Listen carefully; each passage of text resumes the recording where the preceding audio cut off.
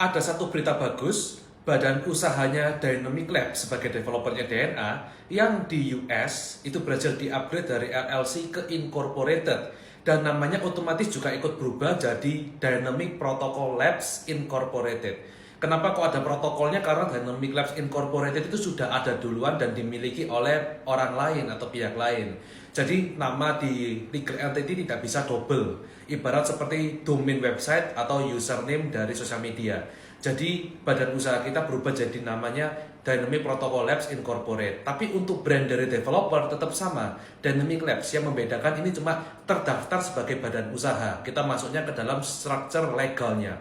Badan usaha yang di US ini memiliki satu tujuan utama yang perlu diketahui holder DNA, yaitu untuk mengajukan fundraising atau pendanaan ke venture capital company. Artinya developer di masa depan memproyeksikan dan menginginkan mengajukan pendanaan ke sebuah perusahaan. Nah, pendanaan ini jumlahnya berada di range 1 juta dolar sampai 5 juta dolar. Yang angka ini nanti akan disesuaikan dan dinegosiasikan di hari kita sebagai developer memutuskan untuk pengajuan pendanaan.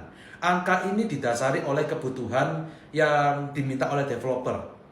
Pendanaan dibutuhkan untuk yang pertama adalah biaya listing di centralized exchange, yang kedua adalah biaya jasa market making untuk jangka waktu yang lama, dan yang ketiga adalah untuk liquidity-nya. Jadi pendanaan tidak serta-merta untuk biaya operasional kantor dan juga bukan untuk biaya marketing. Biaya marketing dan operasional kantor perusahaan itu ditanggung sendiri oleh Dynamic Labs dengan harta pribadi dari company Dynamic itu sendiri. Karena lab sendiri sejauh ini didanai oleh Dynamic Execution, salah satu ekosistem dari grup Dynamic. Tetapi untuk masa depan, lab sendiri juga ingin mengajukan pendanaan sehingga menjual sebagian sahamnya kepada pihak asing. Tujuannya pendanaan ini ya hanya untuk liquidity yang lebih besar. Kenapa nggak pakai dana internal atau pribadi? Jawabannya adalah untuk mitigasi resiko. Dynamic menyimpan atau menjadikan sebagian dana kustodian, sebagian ditujukan untuk ketahanan margin, kita ngomongnya ketahanan ekuitas, dan di masa depan DNA pun juga punya protokol lending, dan lending ini tahap awal protokol own sebutannya, berarti itu menggunakan dana internal perusahaan. Oleh karena itu sebagai developer pun dalam ekosistem bisnis mempertimbangkan juga dibutuhkan pendanaan asing dengan jenis alokasi tertentu. Dan ini saya sebagai developer men-sharingkan pada kalian fungsi untuk pendanaan spesifiknya alokasi apa dan jenis pendanaan mana yang bersifat in-house dari ekuitas kekayaan pribadi dari Dynamic itu sendiri. Sehingga dengan berhasilnya berdiri badan usaha ini, maka lebih cerah juga dan lebih terproyeksi juga bagi kita sebagai developer untuk pengajuan pendanaan. Karena pendanaan pendanaan venture capital itu jauh lebih besar potensinya disetujui ketika badan usahanya berada di US dan berbentuk incorporated. Bukan berarti dijamin akan didanai, tetapi ini menjadi syarat yang sudah terpenuhi. Nah, nanti proses pengajuannya itu dimulai estimasi tanggal 24 September 2026. Proses pengajuan pendanaan ke beberapa perusahaan berbeda dan minta di angka yang berbeda-beda. Jadi yang tadi saya bilang 1 juta sampai 5 juta dolar itu estimasi harapan developer dan nanti akan direalisasikan tergantung mampunya seberapa dan siapa saja yang akan kerjasama dengan kita akan diinfokan di masa depan, karena yang per hari ini masih dalam roadmap dan proyeksi developer.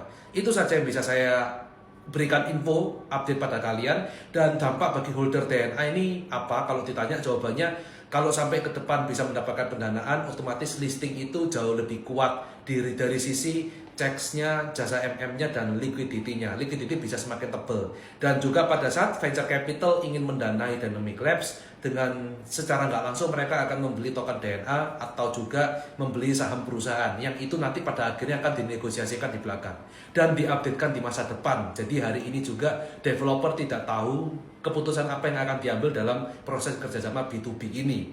Jadi harapannya ya otomatis yang terbaik, harga DNA pun di bonding curve ikut terbantu meningkat karena venture capital mau mengalokasikan dalam rangka investasi sebagai institusi keuangan venture capital itu sendiri.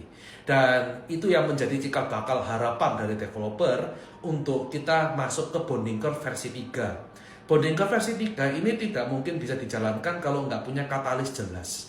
Jadi kalau badan usaha tidak berhasil didirikan, maka pendanaan venture capital tidak bisa dijalankan, maka bonding curve versi 3 juga tidak akan terjadi.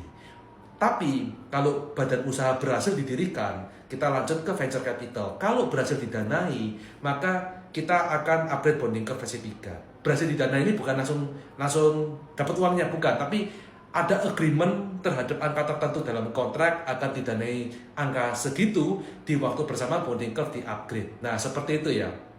Jadi itu adalah urutan milestone efek dari upgrade badan usaha itu bisa menentukan apakah DNA akan lanjut ke bonding ke versi 3 atau sesuai dengan realita yang sekarang bertahan di versi 2.